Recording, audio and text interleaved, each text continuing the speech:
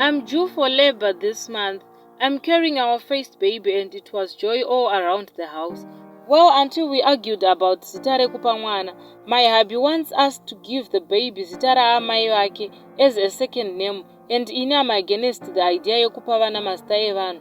So akabva angoti you can name her whatever you want, and now he's really distant pazvese zvine chekuita nemwana. I'm worried and at the same time wishing you would understand kuti zvekupa vana mazita evanhu zvine ma-spiritual ties azvinoita. I wanted kuti mwana angozvimiririra nezita rake, but it's now seeming like I meant no good. From hubby's words, it seems like I'm trying to dissociate mwana nefamily yake, but hazvisizvo.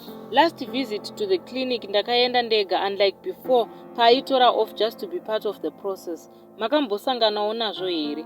I'm 23 and he is 25.